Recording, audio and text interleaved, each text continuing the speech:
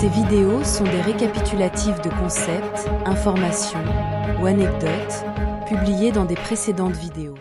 J'ai repoussé depuis un certain temps maintenant le fait de parler du sujet de l'intelligence artificielle, principalement parce que j'ai observé comment les médias et le web, en général, réagissent à l'incorporation de systèmes de chat basés sur l'intelligence artificielle et aussi à la présence croissante d'images, de photos et même de musique générée par ordinateur. Je veux dire comment le public, en général, réagit à cela.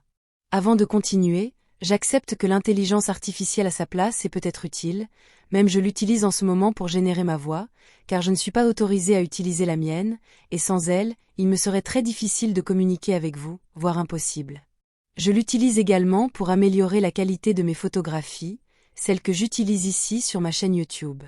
Ce sont de vraies photos de moi, mais elles sont améliorées en utilisant l'intelligence artificielle car la seule façon de les faire passer à travers les filtres de la Fédération est de les passer en très basse résolution. L'utilisation de l'intelligence artificielle fonctionne très bien, mais parfois de petits détails peuvent être déformés, comme mes cheveux par exemple. Même si le problème est là, j'ai réussi à passer des photographies de plus en plus belles, plus claires et plus nettes au fur et à mesure que nous comprenons comment fonctionnent les filtres. Je tiens à préciser que c'est moi qui écris à l'ancienne, avec un clavier et une souris, et je suis une personne réelle, vivante, en chair et en os, biologique. Tout ce que vous entendez ici sur ma chaîne vient d'un cerveau, mon cerveau, et jamais de chatbot, ni de chat GPT, et il est très important pour moi de le dire, et pour vous de le comprendre. Et quiconque dit le contraire parle avec ignorance, voire avec cruauté, car je fais tout ce que je peux pour me rapprocher de vous tous, avec les très peu d'outils que j'ai le droit d'utiliser. Je m'assois pour écrire, bien que j'écrive aussi en étant assise sur un tapis ou une couverture par terre, principalement dans ma chambre, parfois dans une autre pièce qui se trouve après le parc central du vaisseau et avant le hangar de service, pour être seule et sans distraction, comme les bruits que la petite Sophie fait en jouant dans le couloir. Je mets mes écouteurs avec de la musique agréable, et je me concentre pendant que j'écris avec mes 10 doigts. Ce que je veux dire c'est que l'intelligence artificielle a sa place dans son utilisation, mais cela ne s'arrête pas là. Le problème commence lorsque cela remplace tout ce qu'un être humain réel fait. Les contrôleurs de la société et les entreprises d'intelligence artificielle promeuvent et imposent fortement à la population l'idée que l'intelligence artificielle est censée les aider, rendre leur vie plus facile et plus confortable, et comme d'habitude, les masses les croient et tombent dans le piège. La présence de plus en plus dominante de tous les gadgets avec intelligence artificielle remplace les expériences de vie réelle. Tout le système culturel rend les expériences réelles de plus en plus difficiles à avoir car même voyager devient de plus en plus cher pour les masses, et parce que les intérêts des jeunes générations sont dirigés vers les jeux vidéo et les jeux en ligne en immersion totale. Toute la culture humaine et la société sont guidées pour dépendre des ordinateurs, et tout ce qui se passe sans impliquer un ordinateur devient de plus en plus difficile. Il est plus facile de se connecter avec les gens en ligne qu'en face à face dans la vraie vie.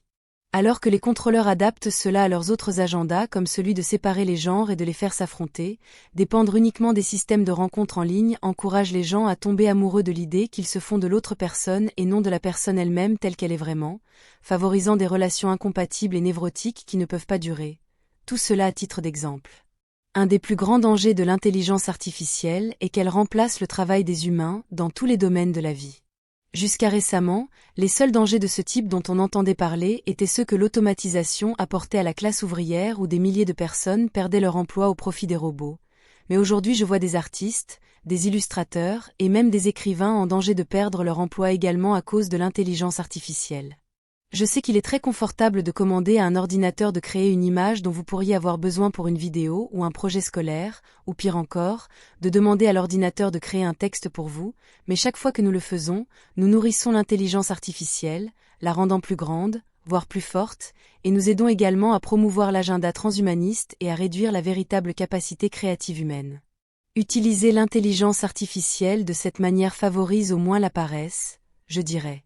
Comme je l'ai dit au début de cette vidéo, l'intelligence artificielle a sa place, et je ne nie pas qu'elle puisse être utile, et en raison des limites extrêmes de communication auxquelles je suis soumise, je pourrais même finir par l'utiliser parfois, mais jamais pour mes textes.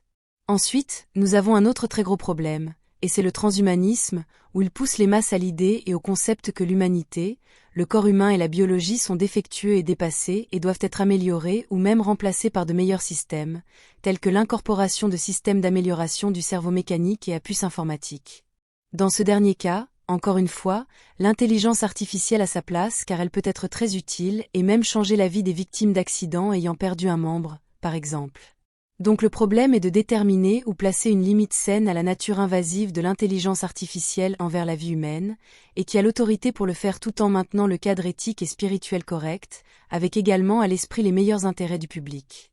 Certainement pas les gens au pouvoir sur Terre, ni les grandes entreprises informatiques et la cabale, et c'est là le cœur du problème, ce n'est pas l'intelligence artificielle. C'est qui est derrière elle, la promouvant et la programmant, ainsi que décidant où dans la société elle doit être imposée, en ciblant quelle partie de la population humaine elle affectera, et avec un seul but, contrôler les gens. Le dénigrement et le rejet de la biologie, considérant celle-ci comme insuffisante, voire dépassée, proviennent clairement d'une société malade basée strictement sur des concepts et des valeurs matérialistes et déterministes. Mais je vois autre chose se passer, et je ne vois personne d'autre en parler. Les médias et les personnes qui sont dans la grande technologie et les entreprises informatiques font croire aux habitants de la Terre que le niveau d'intelligence artificielle qu'ils voient, par exemple dans les chats GPT et autres, est à la pointe de la technologie. Et je vois de nombreux prétendus experts partout, exprimant les dangers de l'intelligence artificielle si elle devenait plus forte, et même certains gouvernements ont essayé d'arrêter ou d'interdire de tels développements, du moins temporairement.